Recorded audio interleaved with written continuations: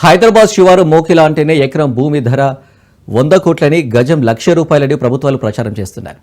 మరి అంత కాస్ట్లీగా ఉన్న ప్రాంతంలో ఊహించని రీతిలో ఉంటుందని అనుకుంటే పొరపాటు పడ్డట్టే అవుతుంది. దశాబ్దాల కాలంగా మోకిలా టంగుటూరు మధ్య రోడ్డు అధ్వానంగా మారింది. రోడ్ల మరమ్మతులు లేక ప్రజలు తీవ్ర ఇబ్బందులు ఎదుర్కొంటున్నారు. ప్రభుత్వం ఇప్పటికైనా రోడ్లను మరమ్మతు చేయాలని స్థానికులు డిమాండ్ చేస్తున్నారు. దీనిపై మరింత సమాచారం మా ప్రతినిధి మహేందర్ అందిస్తారు.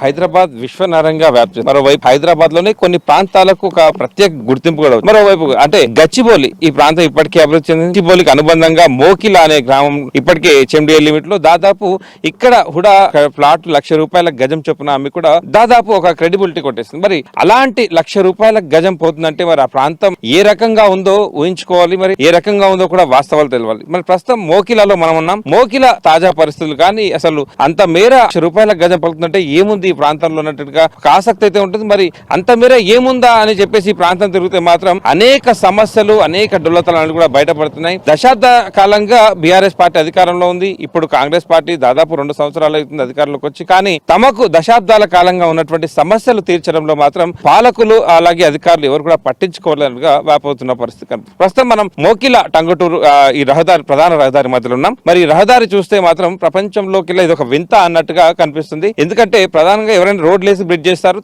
లేదా బ్రిడ్జ్ చేసిన తర్వాత ఈ రోడ్లు వేయడంలో కూడా ఆలోచిస్తారు. కానీ ఇక్కడ సంవత్సరాల కాలంగా బ్రిడ్జ్ వేసి వదిలిపెట్టారు, కానీ రోడ్ వేయలేదు. ఆ రోడ్డుకు మరమ్మతులు కూడా లేకపోవడంతో ప్రతినిత్యం ఇక్కడ రహదారి వెంట వెళ్లే వారికి మాత్రం నరకం కనిపిస్తున్న పరిస్థితి కనిపిస్తుంది. ఇక్కడ స్థానికులు కూడా ఉన్న పరిస్థితి కనిపిస్తుంది. ఇప్పుడు అడగాలంటే ఇప్పుడు ఎమ్మెల్యే కాంగ్రెస్ లో కోయిండు ఇండ్లు ఉండే, సర్పంచ్ లేడు ఎవరిని అడగాలి? మాకు చాలా ఇబ్బంది అవుతున్నది. బ్రిడ్జ్ పోసారు కానీ బ్రిడ్జ్ పోసింది ఈ గుంతలు మిర్రలు రోడ్లలోనే అన్ని ఇండ్లనే పోవాలి. మాకు చాలా ఇబ్బంది అవుతుంది. కాంగ్రెస్ ప్రభుత్వం మొత్తం పట్టించుకున్న మానవుడే లేడు. ప్రజాప్రతినిధులు ఏమంటున్నారు, అధికారులు ఏమంటున్నారు? అధికారులు ఏమంటారు, మేము ఎవరిని అడగాలి? సర్పంచ్ ఇస్తారని వాళ్ళని అడుగుతుంటే అది లేకపోయే, ఎమ్మెల్యే లేకపోయే, ఎవరిని అడగాలి అనేది ప్రభుత్వం అంటుంది. వచ్చేది వర్షాకాలం, మరి చాలా అత్యవసర సేవలు కూడా ఈ రోడ్డు అంటే వినియోగించుకోవాల్సి ఉంటది. మరి ఇలా ఉంటే పరిస్థితి దీన్ని పట్టించుకునే మానవుడు లేడు కదా, ఎవరిని అడగాలి? మేము చెప్పండి, మీరు ప్రయాణిస్తున్న ఈ రోడ్డు, ఆ బ్రిడ్జ్, నాకు తెలిసి ప్రపంచంలో ఇలాంటి వింత ఎక్కడ కనపడలేదు. మరి చూడండి, కనబడదు. ఎందుకంటే తెలుసా, ఇంత పబ్లిక్ గత సంవత్సరాల నుంచి తిప్పల పడుతున్నాము. ఎవరు వచ్చి దీన్ని చూపించింది లేదు. ఆ బ్రిడ్జ్ ఒకటి అయ్యింది, గతం దాన్ని పెండింగ్ పెట్టి ఈ రోడ్డు తోటి ఎన్ని అవసరాలు వర్షాకాలం వచ్చిందంటే మాకున్న గోసలు ఎవరికి లేవు. బండ్లు నిన్న మొన్న ఒక్కొక్క బండి పడతా ఉన్నది. దాని గురించి మొత్తం ట్రాఫిక్ జామ్, ఇట్లా గంటలు పోవాలి. అటు పోతే రోడ్డు లేదు, ఇటు పోతే రోడ్డు లేదు. మాకు ఉన్న రోడ్డు ఇది అందరికి సదుపాయం. హైదరాబాద్ పోవాలంటే 10 నిమిషాల్లో మేము వెళ్ళిపోగలుగుతాం. దీనికి గంట పడుతున్నది. ప్రభుత్వం మరి మన చర్య తీసుకొని మాకు దారి చూపిస్తే చాలా బాగుంటది. అమ్మ మీరు చెప్పండి, ఆ రోడ్ ఏంటో మీరు ప్రయాణం చేస్తున్నారు, ప్రతినిత్యం ఇక్కడేనా మీరు ఉండేది? వస్తాం, టంగటూరు మా విలేజ్. ఇక్కడ నుంచే డైలీ వెళ్ళాలి, అప్ అండ్ డౌన్ రోజు వెళ్ళాలి. ఇక్కడ వచ్చేసి బట్ వర్షం పడితే మాత్రం చాలా ఇబ్బంది అవుతుంది నడవడానికి. ఎన్ని రోజుల నుంచి ఉందా ఈ సమస్య? చాలా రోజుల నుంచి ఉంది. ఇది వేసి సంవత్సరం అవుతుంది. ఇప్పుడు లాస్ట్ ఇయర్ జూన్ లో వేసిరు ఇది బ్రిడ్జ్. కానీ బ్రిడ్జ్ వేసిర్రు బానే ఉంది, కానీ అక్కడ రోడ్ ఇక్కడ రోడ్ కష్టంగానే ఉంది కదా సార్. నడవడానికి అయితే బురద ఉంటది, మొత్తం నడవడానికి రాదు, ఇబ్బంది. ఆటోలు వెళ్ళినా రాదు, బండ్లు వెళ్ళినా రావు, ఏమి వెళ్ళినా రావు. పొద్దుటూరు నుంచి తిరిగి వెళ్ళాలి ఎక్కడికి వెళ్ళినా.